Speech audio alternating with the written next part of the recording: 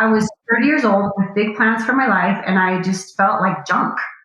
I was completely embarrassed. I felt like something was wrong with me, and because I couldn't function at the level I was, I felt like I lost my value. Welcome to the Strokecast. A Generation X stroke survivor explores rehab, recovery, the frontiers of neuroscience, and how to peel a banana with one hand. Hello, I'm Bill Monroe, and welcome to episode 163 of the Strokecast, Coaching with Stroke. This episode is sponsored by the fine folks at Modus Nova. To find out if Modus Nova can help you recover the use of a stroke-affected limb, visit strokecast.com/Modus Nova. And by the fine folks at Like Minded. To find out if Like Minded can help you live your best post-stroke life, visit strokecast.com/Like Minded. Julie Kuch was a fit, athletic, 30-year-old personal trainer in 2009 when a blood clot slipped through a hole in her heart and caused a devastating stroke. In the ensuing years, she would transition from personal trainer to life coach for brain injury survivors. And she would have another stroke, with a TBI thrown into the mix for good measure, too. Julie shares her journey in this conversation. So now, let's meet Julie Kuch. Julie, thank you so much for joining us on the show this week. Hey, thank you, Bill. I'm so excited to be here. You've been doing a lot of amazing work, but let's go back to the beginning. What was your life like before your first stroke? My first stroke happened when I was 30. I was living a pretty awesome life. It was 2009. I had two little kids. I was very active. I was a personal trainer, a marathon runner, a snowboarder. I was just like living my dream. It was so great. Just listening to those activities makes me tired. I get tired driving 26 miles. I know. They make me tired now too, Bill, so I get it. And then I had my first stroke. I was actually driving to a doctor's appointment. I had written down the address. It was a new doctor. I had written down the address, and as I looked at the address in my hand, my eyes would like go tunnel vision on me. And I was like, what is going on here? And then as I would try to focus back on the road, the same thing happened. My eyes went very tunnel vision. It was hard to focus. It took my eyes several seconds to get into focus. And after switching back and forth from the address to the road, I was like, I don't know what's going on, but I better not do that anymore because it's really hard to drive and see. And then I got to a stoplight and the light turned green and I was dumbfounded. I didn't know what to do. I looked down at the pedals and was like, what now? What should I do? I stalled there for a little while and then I went, that's probably the gas, So I somehow managed to get to the doctor's appointment. And up to this point, I just thought, you know what? I should have just eaten breakfast. Then none of this would have happened. I just talked about like a hungry stomach or something. But then when I got into the doctor's appointment to the reception office, I started to speak to her and my speech was slurred. I couldn't find the words as well. So it was not only hard to speak, but the words were not coming to me. So she handed me an intake form. And as I started to fill out my information, again, another really crazy thing happened and I couldn't write. I didn't have the muscle control in my right hand to write down the things that she wanted me to write down. Again, I'm like, should have eaten breakfast. just kind of trying to dismiss all these symptoms. So I get in for the checkup and I thought, I'll just mention some of these things to her. Just in case, I said, some weird things kind of happened on the way here. I had tunnel vision. I couldn't really see. I'm really confused. My speech is off and look at my handwriting. I can't even write anything.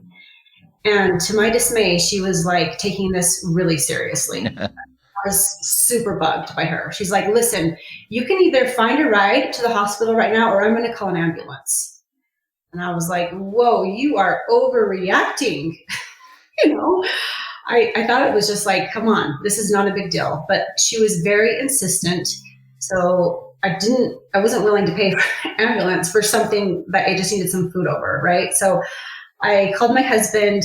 He came and picked me up. We went up to the hospital and they did a CAT scan, and it was inconclusive, Bill, because you probably know that, a CAT scan, it really won't show a stroke until about 24 hours after the stroke happens.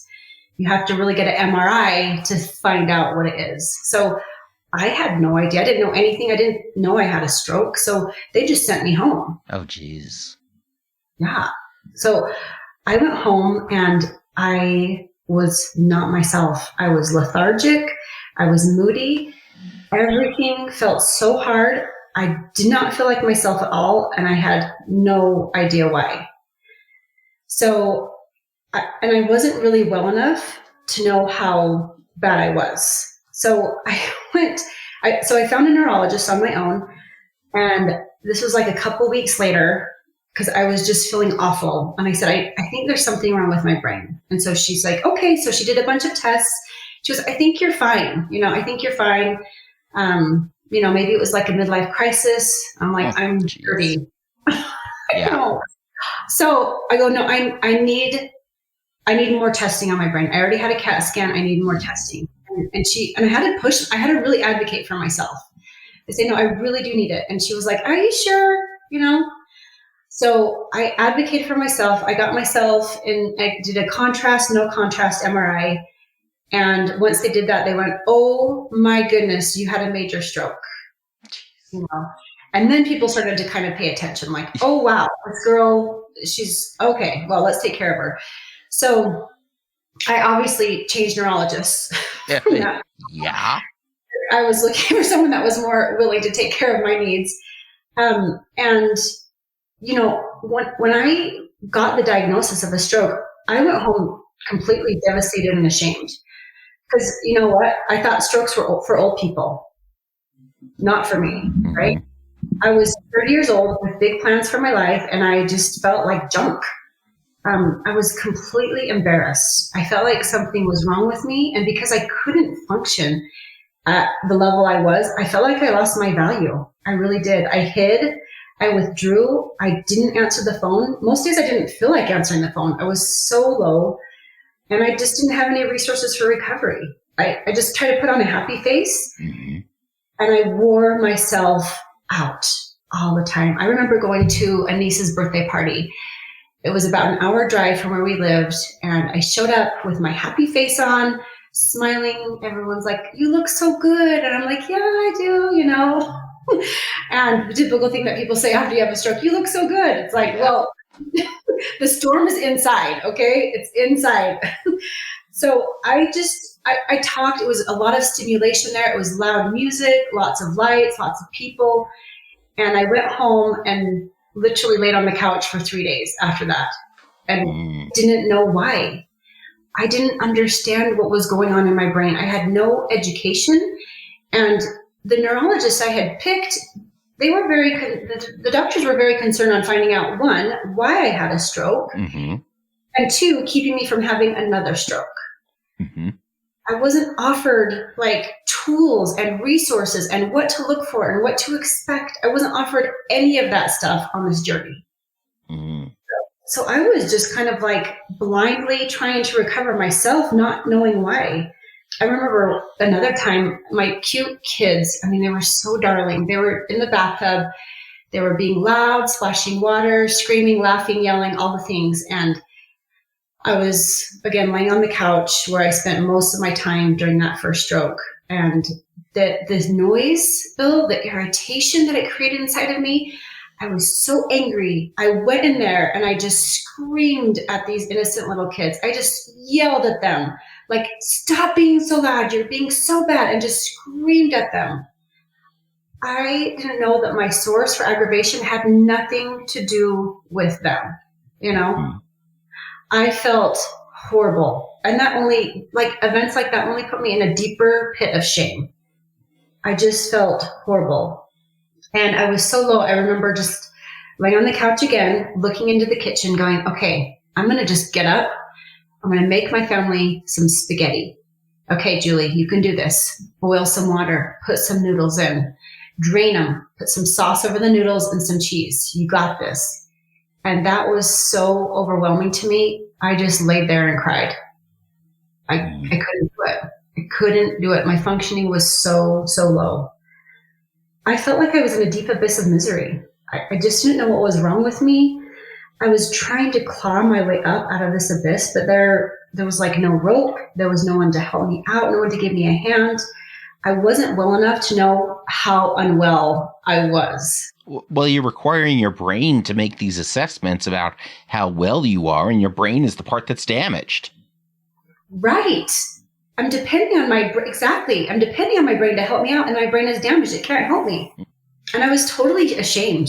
I had so much shame and so much embarrassment. And I was not open to telling people what was really, really going on with me. I thought that it was my fault. Okay. Which was so wrong. So one night, I remember I was just at my lowest of lows. My husband took the kids to McDonald's to get some food.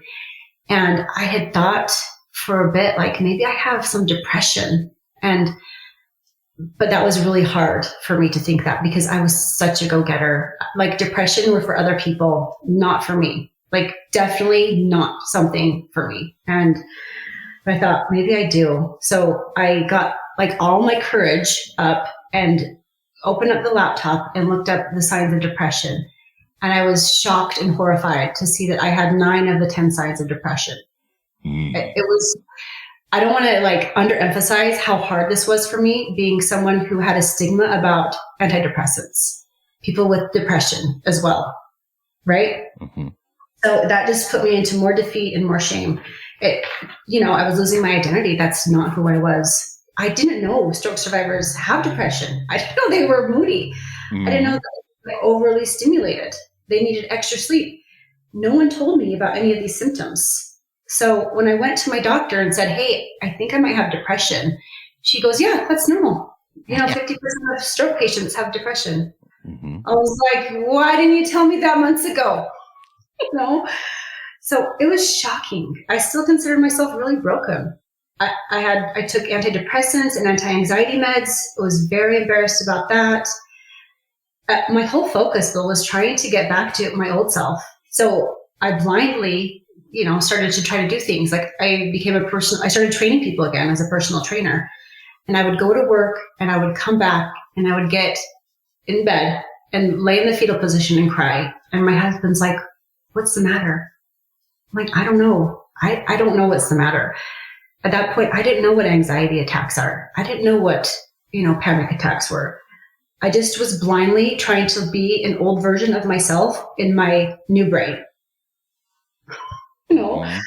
So I just suffered so much unnecessarily with my stroke symptoms for at least 6 years, honestly. I just wasn't well enough to know I wasn't well, and research was out of the question. Like you said, my brain wasn't functioning well, so I didn't know how to get better. First thing I want to ask you about is, you mentioned shame and this feeling of shame is a theme you keep coming back to with your stroke. Had you grown up in an environment or a culture that relied heavily on shame and guilt? Ooh, that's an excellent question. I just felt like I probably did that to myself, where I had certain labels of who I was, and that was where I placed my value. I was active. I was a good mom.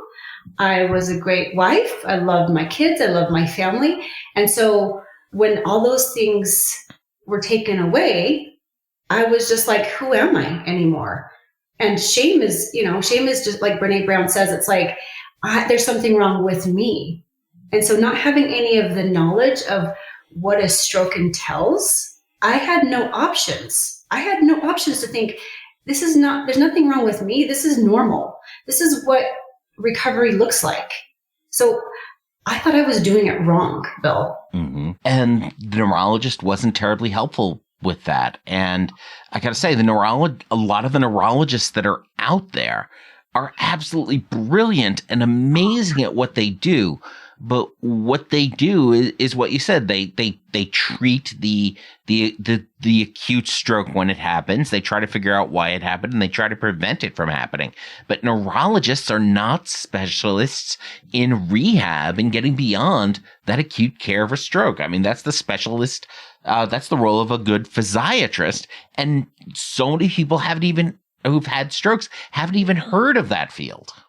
Exactly. And it's not the neurologist's fault. Like you said, that's their job to focus on the brain, right? Mm-hmm. But I never was able to get access to people that were telling me about my symptoms and what to expect. No one offered those tools to me.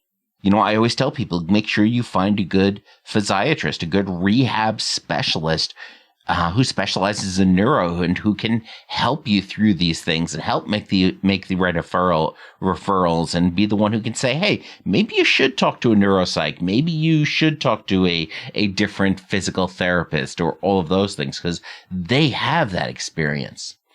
Yeah, exactly. And I have that help now. And I'm such a better advocate for myself now that I know how to do those things, even with a brain that's recovering from, my second stroke, which we'll get into later.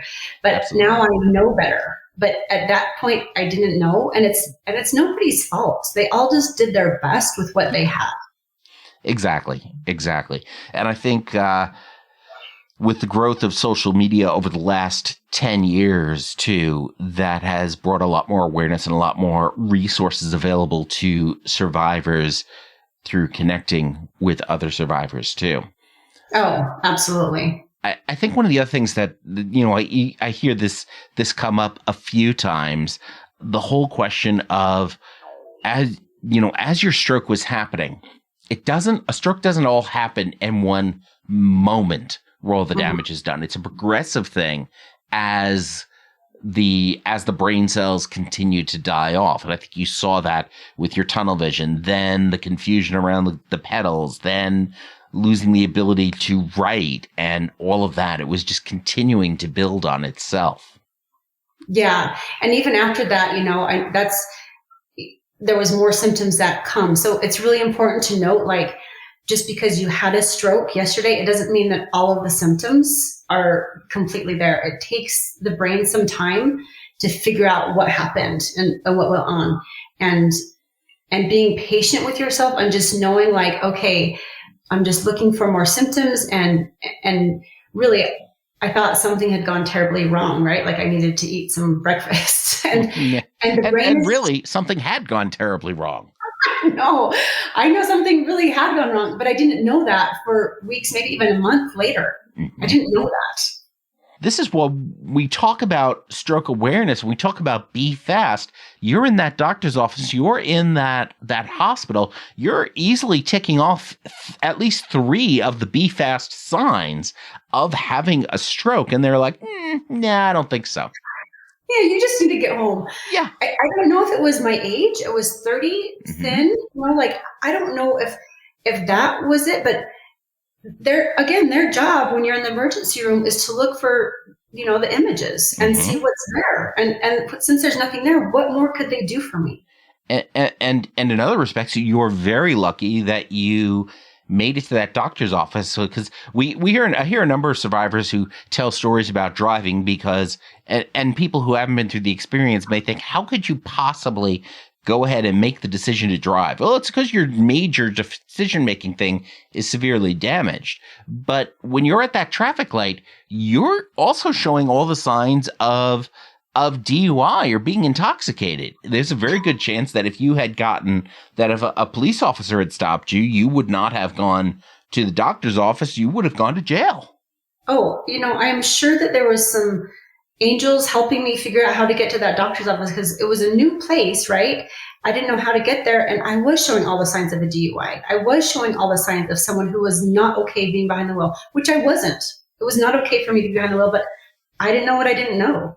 When we talked to Joanne Glim last fall, she had a similar experience of having her stroke while she was out on the road and having to get back. And we talked to Misha Montana, who had her stroke out on a road trip and didn't even know, and was still drove herself to the emergency room to get something checked out.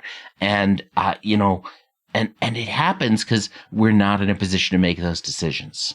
No. And I had zero knowledge about this kind of stuff at that point in my life. I had no knowledge or any comprehension that could even be a thing. So it wasn't even in my realm of thought. So, again, I just feel like I was helped and guided to get to the right place without any injuring anybody else. Could you imagine? Oh my gosh, or injuring myself on the way there.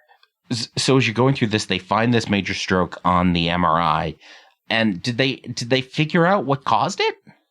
Yes, they did. So they finally figured out. So I have a PFO. So I have a hole in my heart. And of course, as you know, a blood clot went through that hole in my heart and went up to my brain. So I had a ischemic stroke.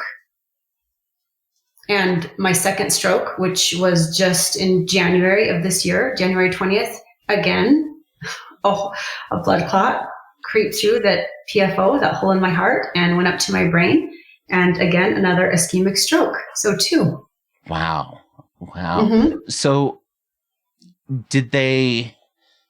why did they choose not to close the PFO the first time around?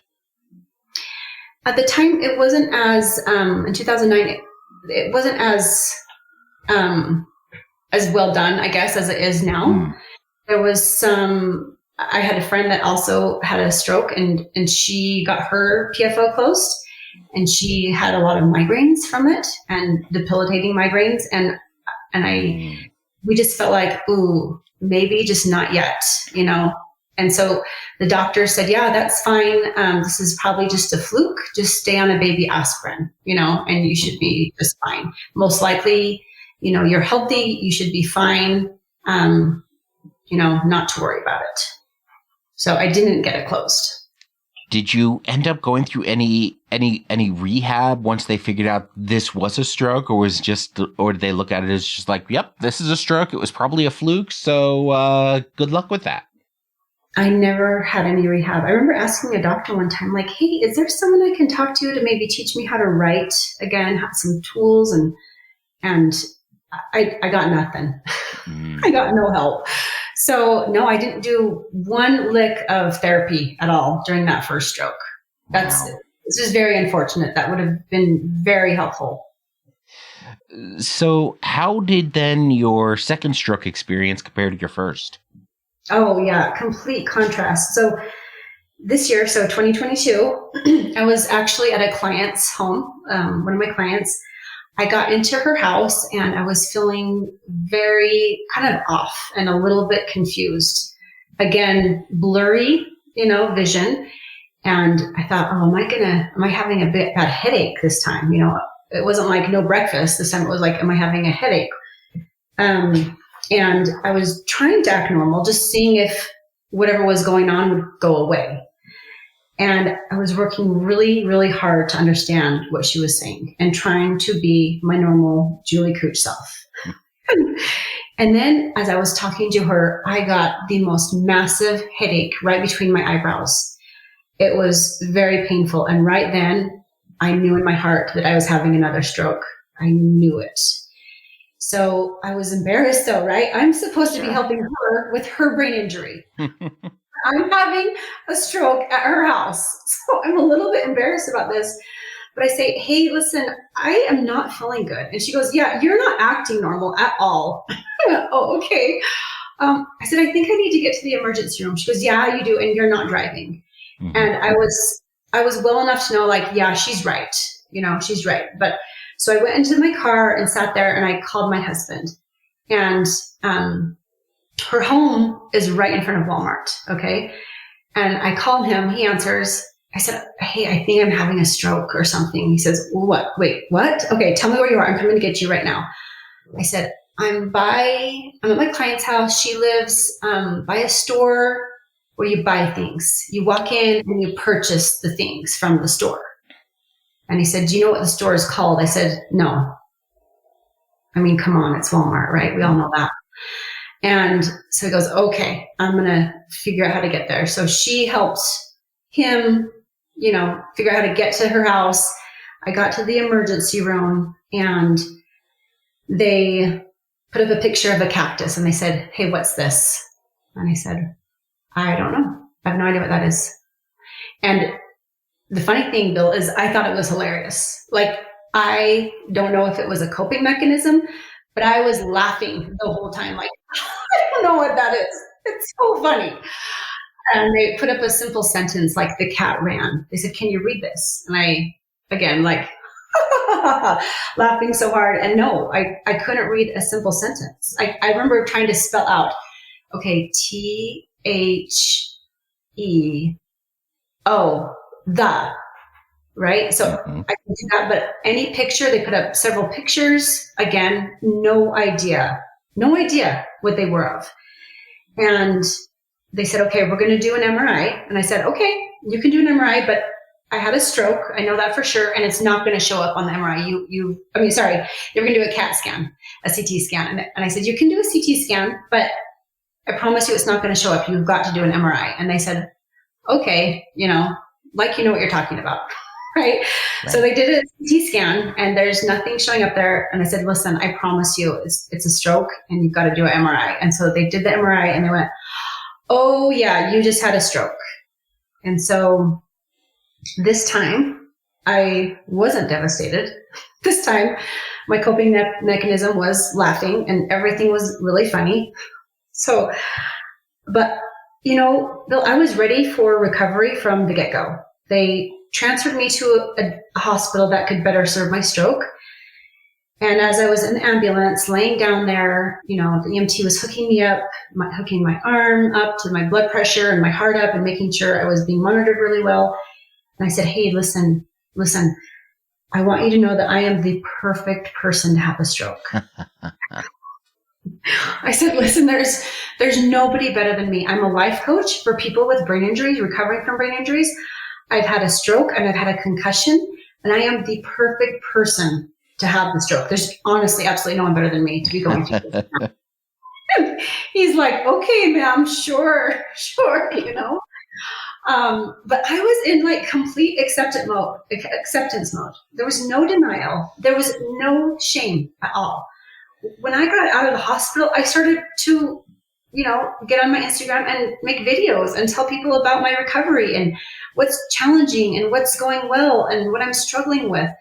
I am like shouting it from the rooftops because now I know what it was like, Bill, to be that person that was so embarrassed and had so much shame about a brain injury. And through life coaching, I worked through all of that. And now I am an advocate for people with brain injuries. I want to help them. I don't want anyone to be stuck like I was. I don't want anyone to be suffering unnecessarily like I was for all of those years. There's zero reason to be like that. Zero reason. There's no shame. There's no embarrassment. Also, during the first stroke, I was really a victim. I felt very much in victim mode. And I felt bad for myself a lot. And I felt like poor me. I didn't know any other way though. And this time, nothing like that is even going on. I'm empowered by my stroke. I honestly think, oh my gosh, how could I learn all of these lessons without the strokes? I honestly love what they've taught me, and there's no other way I could have learned all of these things without them.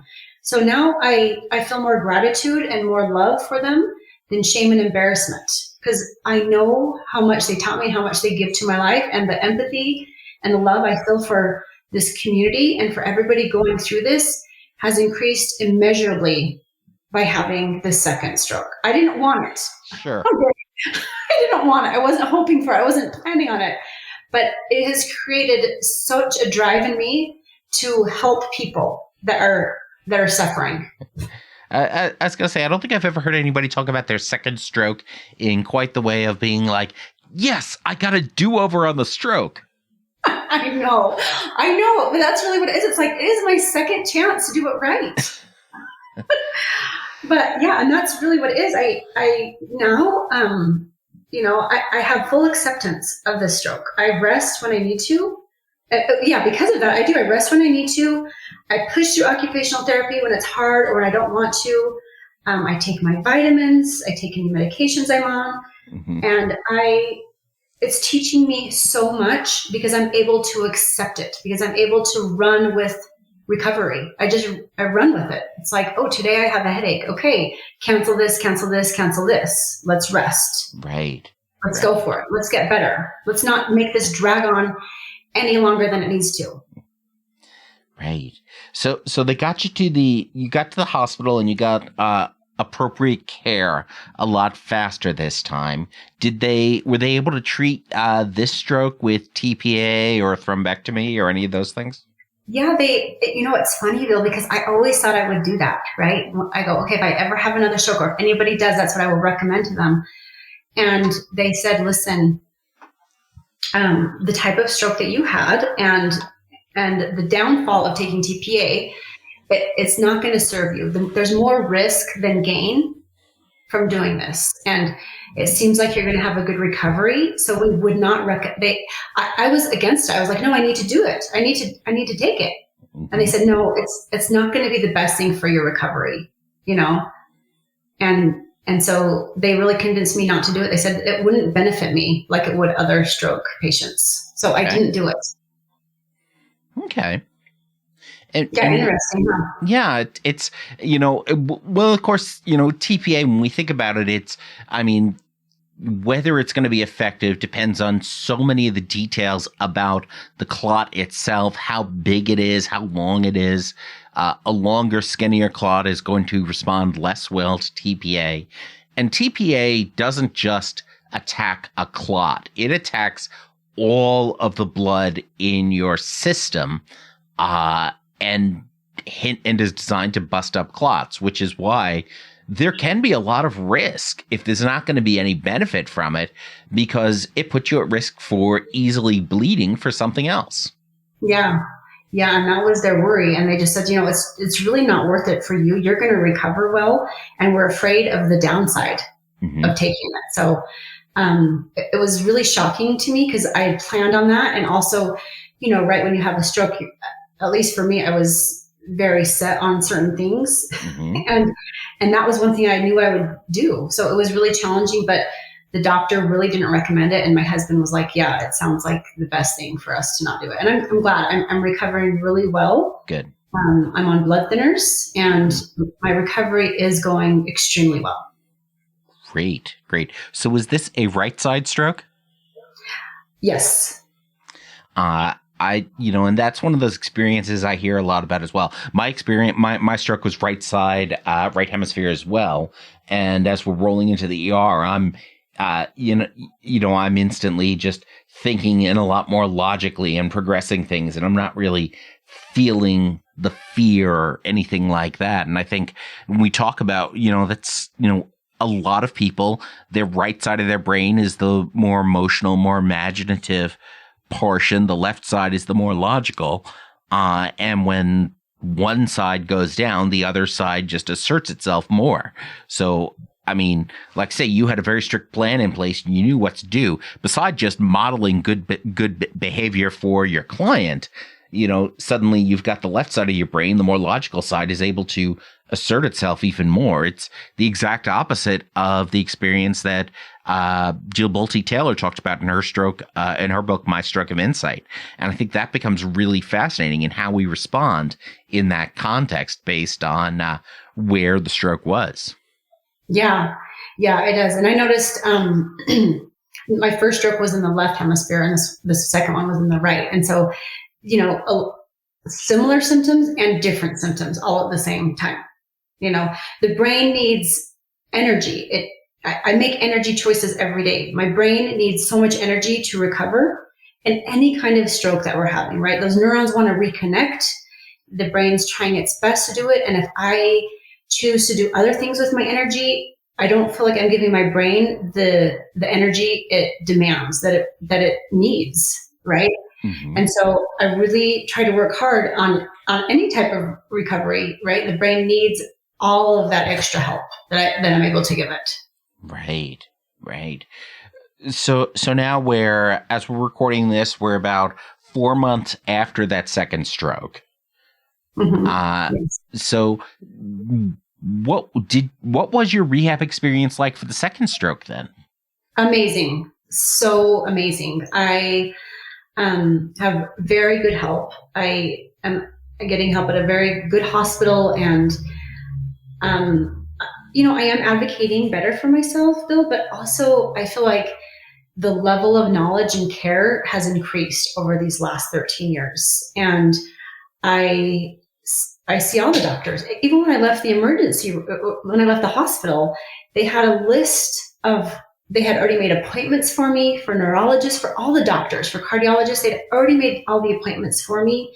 They handed it to me. They handed me the pamphlet, the booklet, all of the things that I needed to recover. I thought that was so amazing and so helpful, especially when you had a stroke. And again, you're not well enough to know how to take care of yourself, So they did all of that for me. And I see a occupational therapist. I'm working on my eyesight. So for the first month, I could not drive.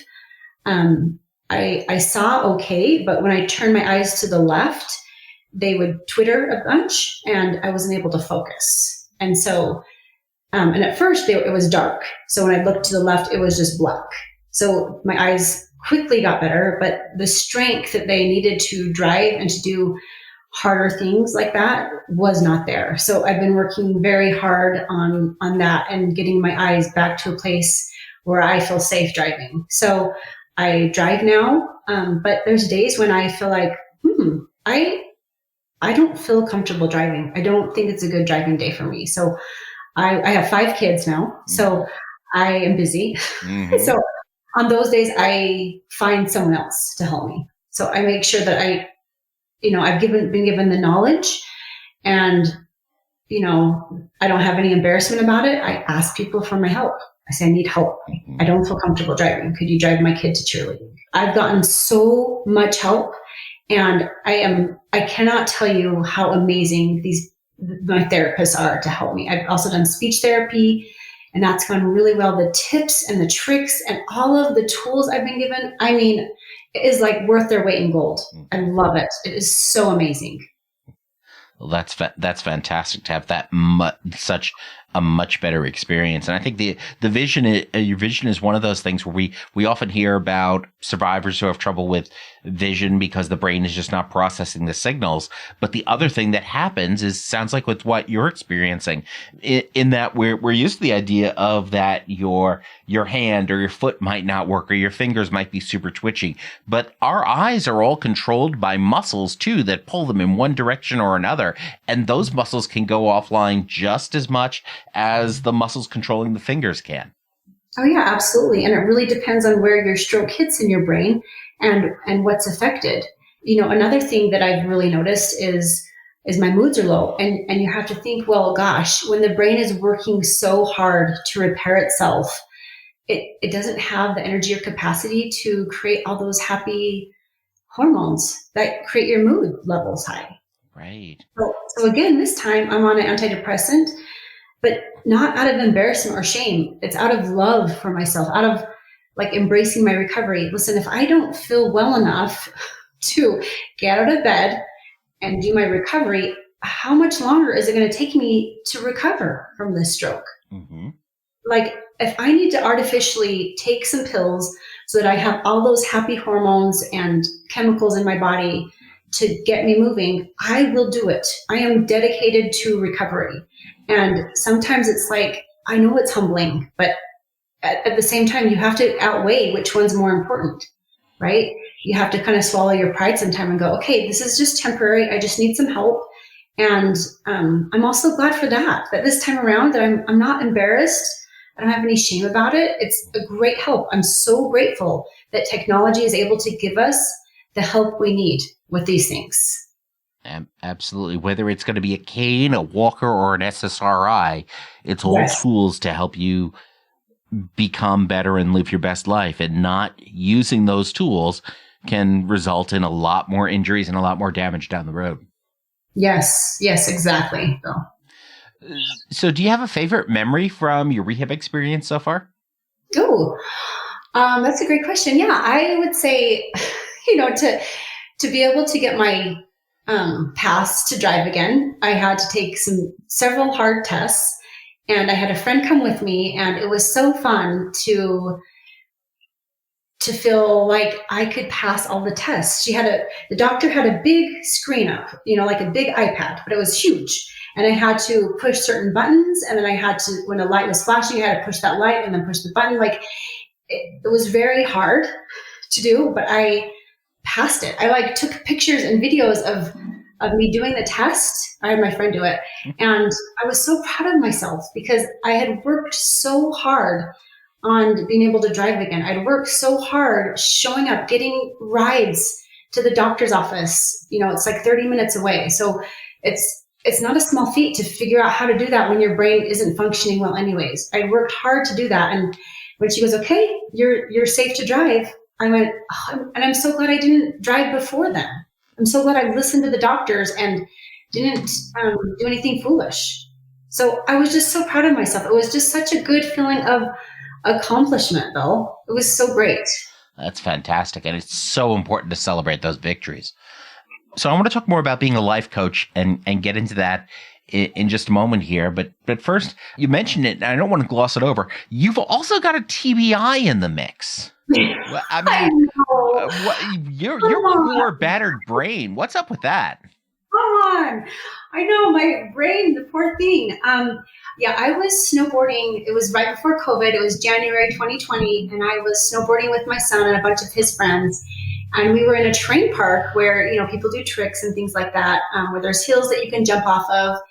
And we were just kind of I was watching these cute boys just kind of do these fun little tricks and get some air and I was following along behind them. And so I went up a hill, and in the middle of that hill was somewhere where you could take a big jump off the hill. Okay. I opted not to do that. I was just going up the hill, getting a little bit of air, and then I'd head back down. Well, someone that was skiing behind me, he didn't see us. We didn't look ahead of him. So as I was going up and down the hill, he went off that big jump that was in the middle of that hill and landed on top of me. His ski landed on my helmet. Oh, jeez. Yeah. It made a dent in my helmet. He skied from my helmet down to my shoulder and then across my thighs. I, of course, fell down and was in shock and just pain. So much pain. And by then, again, I was a better advocate for myself. I got his phone number. I made sure that I had all of his information in case, this turned into something bad for me. Because I knew that symptoms could still come for a long time. And I figured that I probably had a concussion. So a dented helmet is a good sign of that. Oh my gosh, that helmet saved my life. You should see the dent on that helmet. It is so scary to know that if I hadn't had a helmet on, I would be dead or paralyzed. I don't know, but it was a massive dent in there. So I called one of the kids' moms. I said, hey, I think I'm okay, but I don't need to be taking these boys' lives into my hands when I am not safe to drive. Can you come and pick them up? And so she came and picked him up, gave him a ride home, and I drove myself. Probably not the best decision, Bill, but I did. And I felt okay. I drove right behind her, and she kind of watched out for me.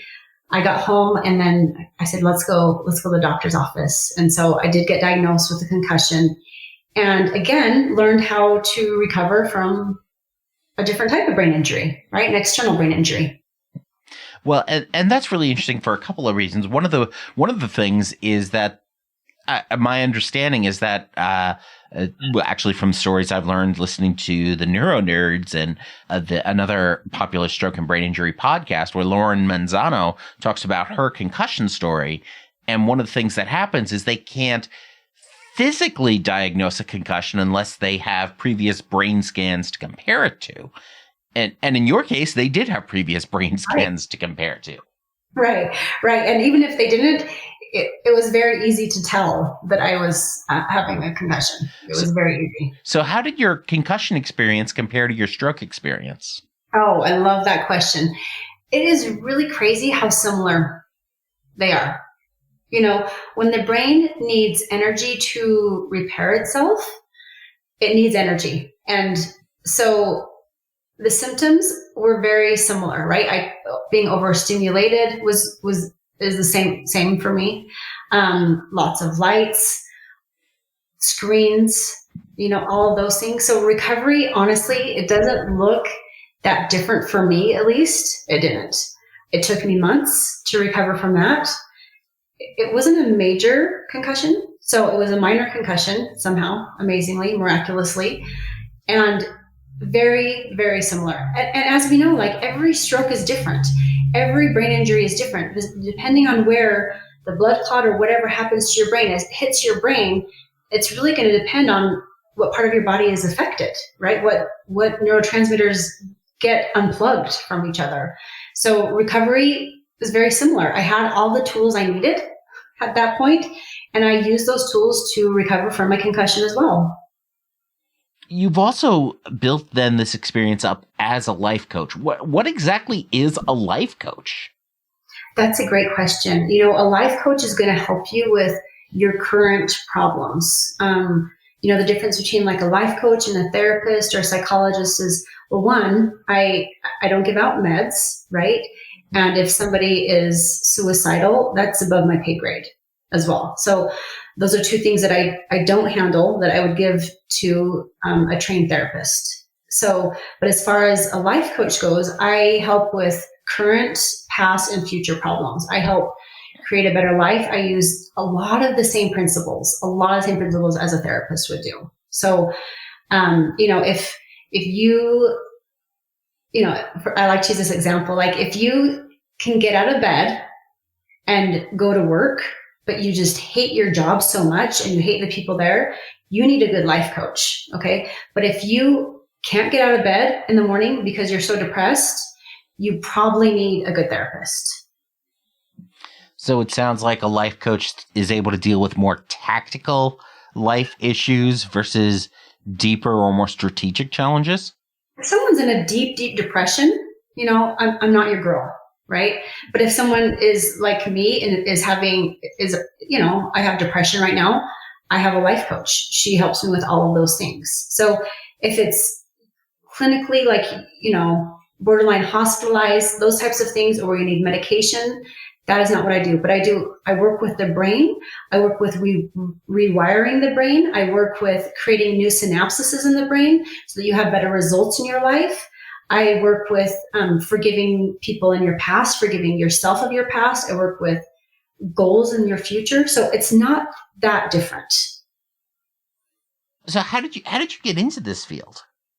It's funny because I thought that I would become a therapist. And then I looked at the schooling. I have a degree, of course. And then, but I looked at the schooling and becoming a therapist, and I never really left school. And I was like, I don't think I'm going to go that route.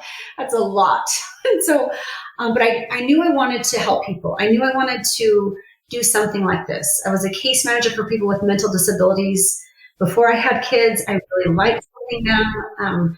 It's kind of in my nature. And so I was recommended to listen to a podcast actually of a life coach. And I really fell in love with everything that she taught me. And she really helped me work through a lot of my stroke symptoms, a lot of the things that had remained over, 6 years after the first stroke.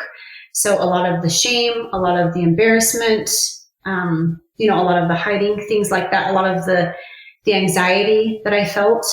She trained me how to deal with that. Some of the depression and understanding how our thoughts work. So it really helped me so much. And I went, wait a minute, I have got to do this. I have got to do this. I've got to help people. This is amazing. It totally changed my life. And so that's when I decided to sign up. I'm a certified life coach through the Life Coach School with Brooke Castillo. And that's when I just really changed the trajectory of my life. And I became, less victim mode. I became very empowered with what life had brought me. And so that's what I do now is I help anybody that has a brain injury, right? Mm-hmm. Anybody. So I'm able to help them there's several things, right, that I do is a lot of times I notice that with people with brain injury, they just want to be like their old self. Mm. They just want to have their old life back. I remember with my first stroke, I was like, why couldn't I have broken my leg? Mm. Why did have to be my brain. This was a bad idea. This is stupid. It was like, please, can I just break my leg instead? So I really help people let go of their past. I help them to, mourn the loss of what they thought their life would look like at this point. I create acceptance and love for their brain injury, where they stand now, not just for their brain injury, but for their life.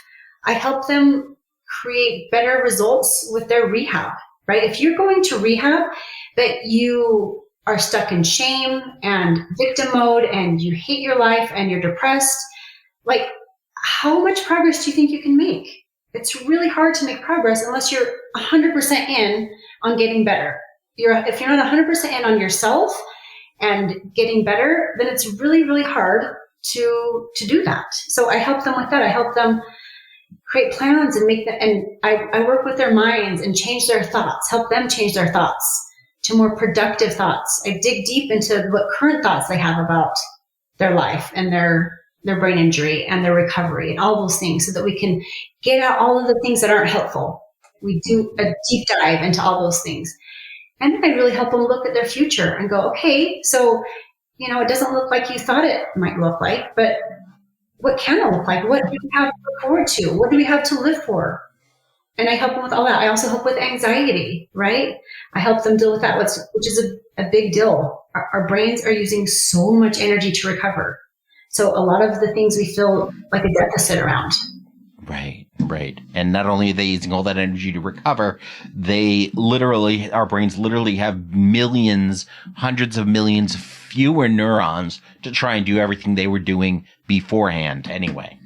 Oh, yes, completely. It's so much harder. Everything is harder. And also, we have to remember that when something has gone terribly wrong in our brain, which it has when you have a brain injury, your brain automatically goes to like that fight or flight mode, right, Bill, where you panic more, where you're in that like everything's an emergency type of thing.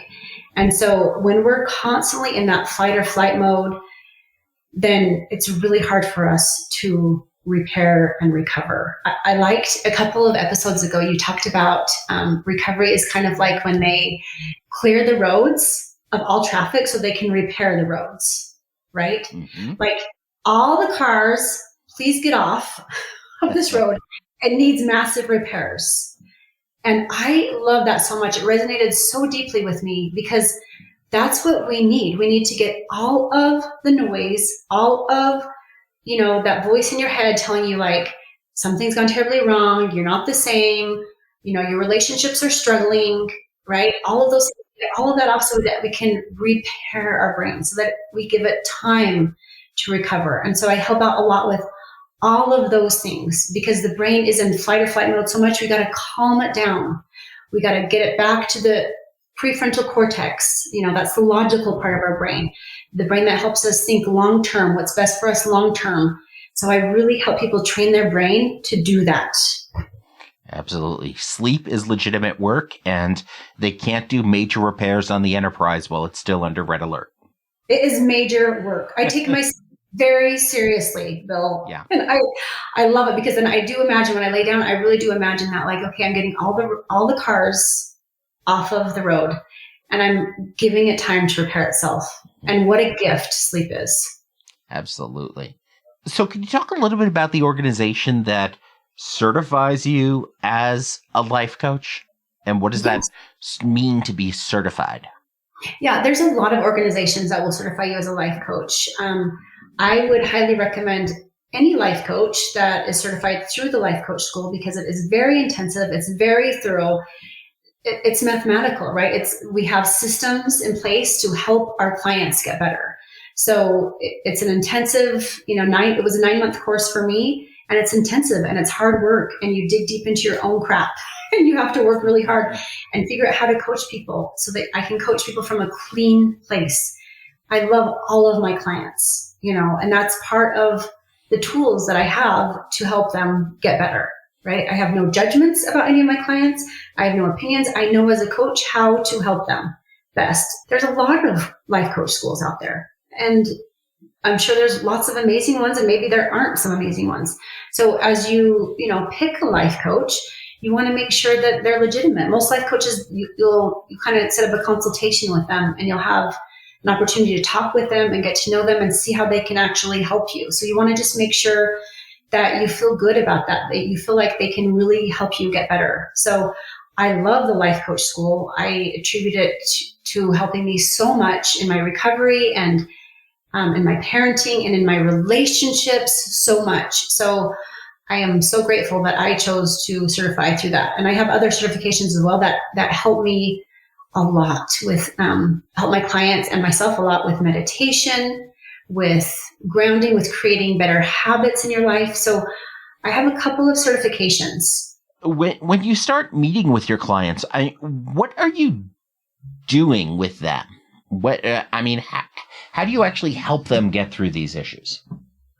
Yeah, there's a lot of tools. I usually work with my clients for 6 months because it takes the brain about that long to create new neural pathways, to create new ways of thinking. And so, all of our problems, Bill, are thought problems, because we think that a lot of the thoughts that come into our brain are facts. Like my first stroke, I had this thought that I felt like it was a fact, and I held onto it tightly. Like it was my wubby.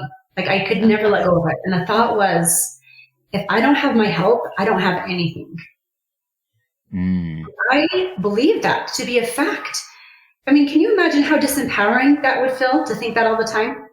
Yeah, absolutely. That's what I thought. And until I learned, listen, Julie, that is not a fact. That is a thought. And thoughts are like silly putty, right? You can move them, you can change them, you can play with them, you can tweak them a little bit to shape them into something else that gives you better results. So you can go ahead and think, if I don't have my help, I don't have anything. But the results I was getting from that were horrible. They were horrible. And so as soon as I realized, listen, a fact is a fact. A fact, Bill, is like the weather, right? We can all agree on the weather. If it's 72 degrees, we can verifiably find out that is true or not true, right? So things like facts are things that everybody in the world would agree on, and something that could be proven in a court of law. Other than that, everything is up for changing. Everything's up for optional. So I play around with my clients' thoughts because our thoughts happen in our brain, and our thoughts lead to a feeling, okay? A feeling in our body, whether it be anxiety or hope or dread or happiness, right? And then that leads to actions. That's how we show up in our life, okay? If what we're doing and what we're not doing and what we're showing up with around other people or ourselves, that leads to our actions, and then that inevitably leads to our results. And that's called the model, what I just went through with you. And that is basically solves every problem. So what I do is I look through the current thoughts of my clients, and we look what that's creating for them. What kind of feeling that creates for them, how their actions show up, and what the results are. So we work through all of that. We do a deep dive into that. And then we kind of play with it a little bit. We take those thoughts, again, like silly putty, and play with it. What's believable to them? What could they believe? You don't want to go from like, if I don't have my help, I don't have anything, to my life is joyous and I love a stroke. That is way too many steps up a ladder to be getting up there. So you work with it, you play with it, and then my clients start to see better results from their lives because we work on changing their thoughts, and then that changes their feelings, and that changes how they show up in this life, and they get better results, and they start to create, and all of that happens in your brain. That's all creating new pathways, right? Absolutely. I survived a stroke is a fact. My life is over due to a stroke is a thought. Yes. Because how does that make you feel when you think that thought? Mm-hmm. So yeah, it's really great to be empowered. When something comes up for me and I start to have a pity party about my recovery, or I go, I don't want to go today, I'm going to cancel my appointment to occupational therapy, which I have been guilty of doing. I have a human brain, and half the time it is fighting against me. But I will run that through myself and go, okay, so that's a thought that I don't need it. Is that true? Is it not true? And then I work it through. So I coach myself. And that's how I'm able to make so much progress. That's how I'm able to accept my stroke. That's how I'm able to embrace this life that I have, where I'm doing so much less, but I don't care. I'm all in on it. I'm totally fine with it. Mm-hmm. So folks who are interested in working with a life coach, how do they find one? Yeah, there's lots of ways. You can always just Google, like, life coaches tend to have a niche. So you can kind of pick, I need a life coach for divorce. I need a life coach for relationships. You can pick there. I would highly recommend going to the life coach school and looking up what kind of a life coach you're looking for. That's a great way to do it. Most life coaches have, they're on Instagram or, they're advertising some way. And there's lots and lots. You just need to be particular and make sure that they're the right kind. You don't always need a therapist. You really don't. Life coaches do a lot of what a therapist can do. So, and you might not need a life coach. You might need a therapist. It depends. But a life coach is going to help you get the results that you want, right? It's not just a talking session. I create results that my clients want to create in their lives. So that's the beautiful thing about it. So like for me, example, I'm, the life coach school, if you go there, you could find me. I'm a brain injury coach. That's what I do. That's my people. I love them. Instagram as well. So if you do some searching, it's really not hard to find a life coach. And then the thing is to make sure you find a legitimate life coach who can work well with you. Yeah, right? Just like you would a therapist. You might go to a therapist's office and be like, this guy's not for me, right? Or this guy is for me. This is perfect. The chemistry's there. I think he can help me. I think he, has the tools I need to get better. And that's what you do with a life coach. It's the same thing. Sometimes, like a doctor, you go into a doctor and you go, he was okay, but I don't know. I'm going to find maybe someone else that's more aligned with my thinking, So it's the same thing. Follow your gut, follow your heart, follow what your instincts tell you to do. Give yourself some credit for knowing that you honestly know what's best for you. You really do. Don't always ask your brain, because your brain is recovering. It's in fight or flight mode. It thinks something's gone terribly wrong.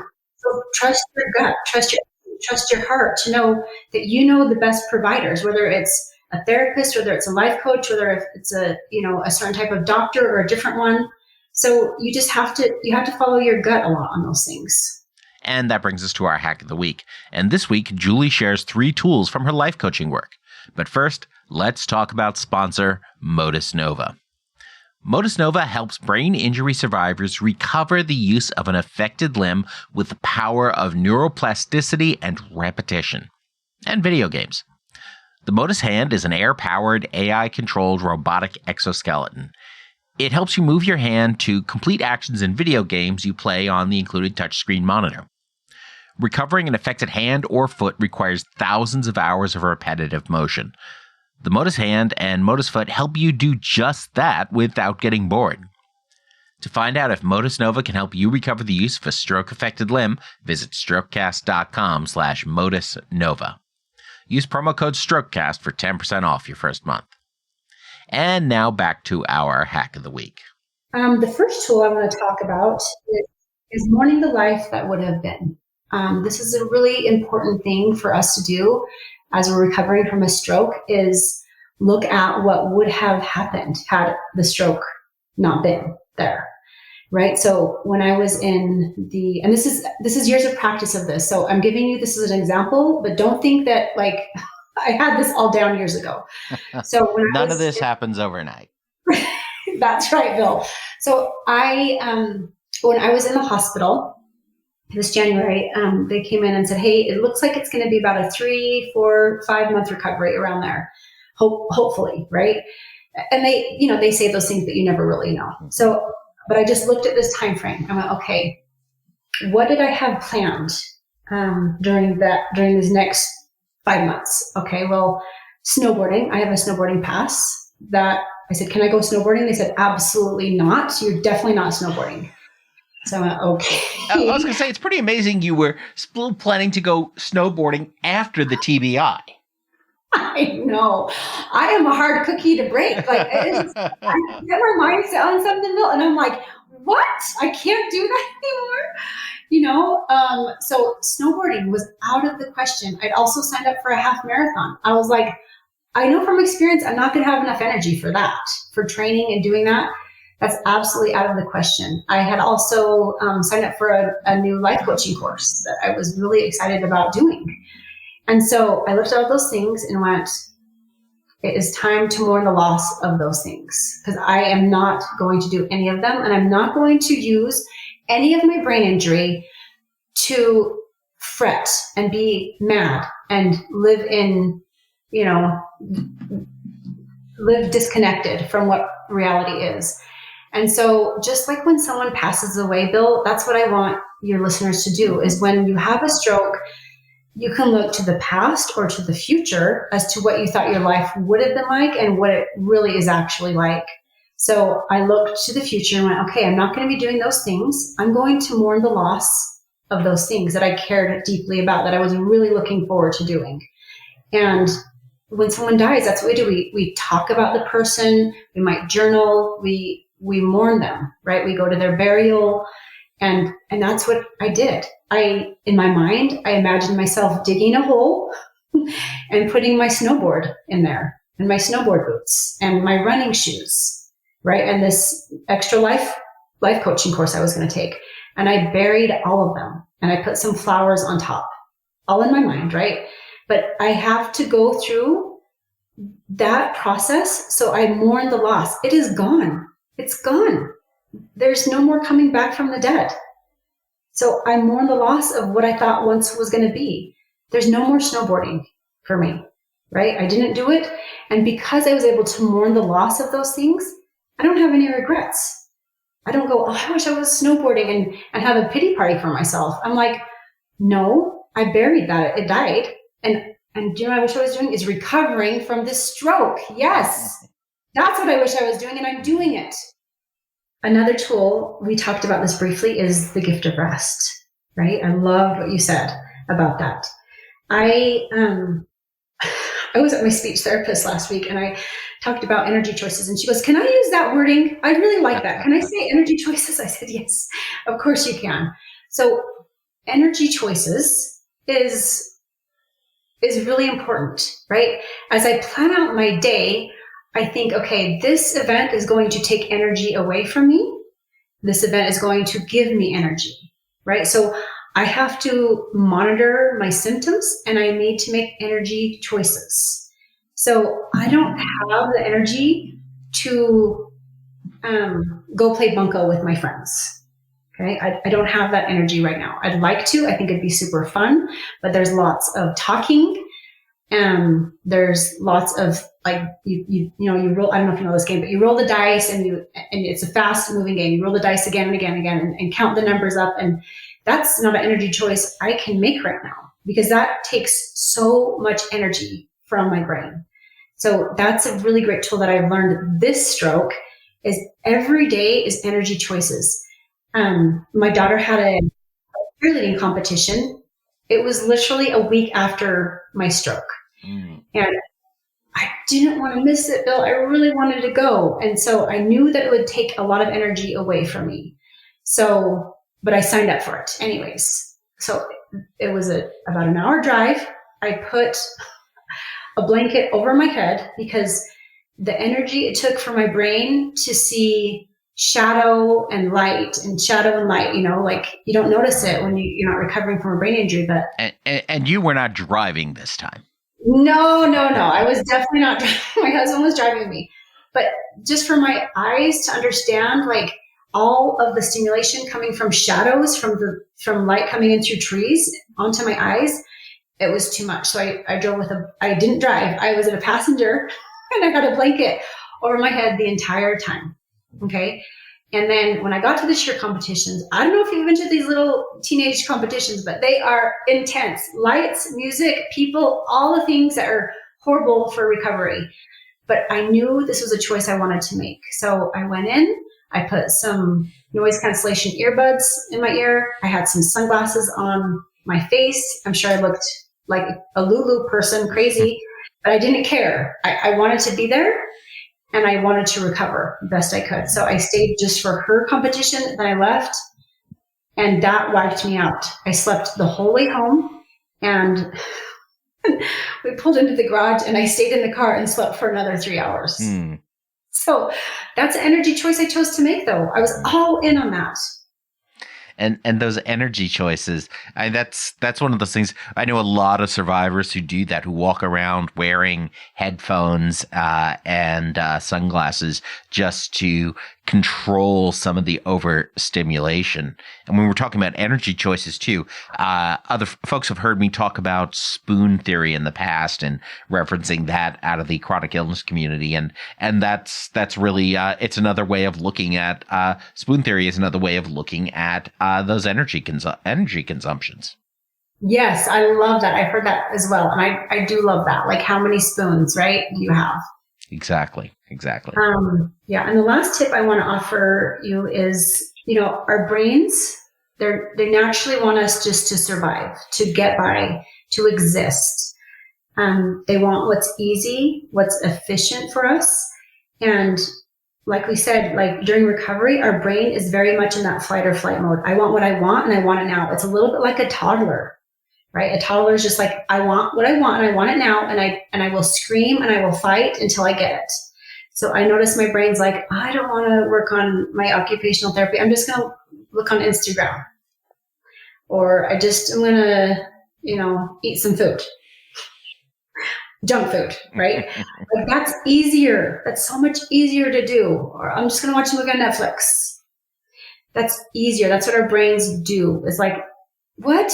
Recovery? That's hard work. Going on a walk. Do you know how many steps it takes to go on a walk when you're in bed? You've got to put some clothes on. You've got to find your shoes, sunglasses, right? Like, maybe you need to brush your teeth. Like, that is a lot of steps, Bill. So then my brain's like, oh, that's too hard. Let's not go on a walk. Let's just stay home and get like some Doritos and Twinkies. That's better. And that's what our brains naturally want to do. It just wants to survive. It just wants life to be easy for us. And so acknowledging that and what I call thought management. Manage those thoughts like we talked about before. When my brain says, I don't want to go on a walk, say, hey, brain, thank you so much for your suggestion and your input. Noted, but I'm going to go on a walk anyways. And the brain's like, but it would be easier to stay home and eat Doritos. I watch Netflix, You're like, thank you, noted. This is for my long-term benefit. I'm going to do this anyways. It is not a fact that this walk is going to be really challenging. You're just trying to make it challenging to avoid hard things. And that's what I do every single day is I watch my thoughts and manage them. I say, okay, thank you, brain. Appreciate your input. Noted, but I'm going to do this anyways. I'm going to do the 5 minutes of occupational therapy that my therapist gave me. My brain's like, no, it's too hard. It's too many steps. Let's not do it. Noted. Thank you. Doing it anyways. And now my brain is telling me to go get some Doritos. I know, right? Me too. So Julie, that is all super valuable. Looking back on all this now, this journey over this last 10 or so years, is your stroke been a blessing or a curse? Oh, such a blessing. Such a blessing. I can't imagine learning the lessons the strokes have given me any other way. Talk about like intensive learning, right? The empathy that I have gained through other people, not just with brain injuries, but anyone who suffers from depression and anxiety and all those things, it has completely changed me. It drove me to be a life coach. That's completely changed my life, my family's life. It is a blessing 100 times over. Well, fantastic. So Julie, this has been great. If folks want to know more about you and what you're up to, where should they go? Yes, absolutely. You can find me on my website, Julie Kuch Coaching. That's JuliekuCuch Coaching. So juliekuchcoaching.com. I'm also on Facebook and on Instagram, and the same name, Julie Kuch, Kuch Coaching. Find me there. You can also email me if you'd like to at julie@alreadyenough.com. So that's julie@alreadyenough.com. Love that. Yeah, I love it. So I have a 6-month program that I do for people recovering from their brain injuries. It's called Better Than Before. So I do believe that I can help you create a life better than before your brain injury. So email me, write me, talk to me about that. I'd love to tell you more. It's amazing. I've been able to bless and change the lives of hundreds of people suffering from brain injuries. Fantastic. And we'll have all of those links in the show notes in the app you're listening to, as well as over at strokecast.com/Julie. So Julie, this has been fantastic. Thanks so much for joining me today. Bill, thank you. It's such an honor to be on your podcast. Thank you so much. It's been so great talking with you. Let's talk about sponsor Like Minded. Like Minded is a nonprofit membership program that helps you live your best post-stroke life. Like Minded offers classes on everything from hand exercises to telling your story. The virtual classes are led by survivors, OTs, PTs, doctors, and more. They're held throughout the week, but if you can't attend the one you want, it's okay because members get access to the recorded version of the sessions, so you can still catch up. If you have a specific question, reach out through the private text messaging group that's part of the program. Get the support you need and deserve to live your best post-stroke life. To find out if Like Minded is right for you, visit strokecast.com/likeminded. Use promo code STROKECAST to save 20% off your first month. With Julie's stroke, we have another example of medical staff thinking a young woman could not have a stroke, even though she was ticking multiple BFAST boxes. Now, granted, this was in 2009, but the neurologist actually tried to discourage her from getting an MRI that ultimately is what showed she had the stroke. Julie had to push for that MRI. We shouldn't have to be this kind of advocate for ourselves, but we still do have to play that role sometimes. And every time I hear these stories, I'm grateful that the hospital I went to, Swedish Cherry Hill here in Seattle, took me seriously and properly diagnosed my stroke. I don't want to think that being a white male made the difference, and maybe it's Swedish it didn't, but stories from across the country seem to indicate that race and gender do play a role in how seriously hospitals take patients' symptoms. One of the most positive things to come out of this conversation, though, is to see the evolution of stroke care from Julie's first stroke in 2009 to her second stroke in 2022. And I'm not talking about changes in medicine or technology. I'm talking about the changes in support that she actually received. The doctors and nurses took care of her from when she was first admitted until her discharge. When Julie was discharged in 2009, it was really just like in The Princess Bride when Miracle Max and Valerie sent the party off with just a have fun storming the castle, but no actual support after providing the acute life-saving care. When Julie left the hospital in 2022, however, she left with a full recovery plan, follow-up appointments, information about what to expect, and the support she really needed for her outpatient recovery. And that's huge. And it's helped her a lot with her recovery to the point where she is so much further along now than the same point back in 2009. I do find it, of course, amusing how the universe continues to play tricks on us. I mean, Julie had a plan in place for her second stroke, as I imagine many of us do. It's kind of like how many soon-to-be parents will have a detailed birth plan in place, and then it all falls apart once reality hits. It's like President Eisenhower said, plans are worthless, but planning is everything. A great plan will likely collapse in the face of an unexpected reality or a surprise. But the very exercise of developing that plan and understanding the resources that are available to you puts you in a position to revise or create a new plan when suddenly required. And even though TPA may not have been the right choice for Julie's second stroke, the things she still learned from her first stroke and in her work as a life coach put her in a good position when time came to rebuild life after stroke number 2. The other thing that Julie really struggled with is shame. And it's something a lot of us struggle with. It can come from failing to live up to our own self-identity, from internalized ableism, from blaming ourselves for not controlling our risk factors for stroke, to the stigma around mental health, to deeply held religious or cultural beliefs that impact our sense of what we should do or the role we should play in our families, jobs, and societies, and the role that medical care can play in our life. And altogether, that means that shame is something many of us do need to unpack. Connecting with other survivors can help us understand what quote-unquote normal is and how we can live in this new life. And a good psychologist, neuropsychologist, or heck, even life coach can help give us the tools that we need to manage that. I think it was great to learn so much about that from Julie.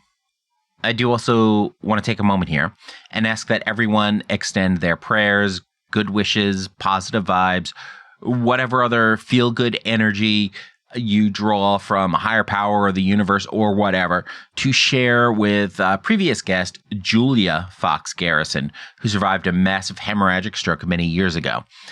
Julia is currently undergoing cancer treatment, and she's got a plan for her recovery and is working towards it. And I hope to have more details for you in the future. And with that, I'll say check out Julie's website and other links that you can find in the show notes at strokecast.com/Julie. Share this episode with someone you know by giving them the link strokecast.com/Julie. Be sure to subscribe to the Strokecast newsletter at strokecast.com/news. And of course, as always, don't get best, get better. Thanks a lot. I'm Bill Monroe, and I'll talk to you soon.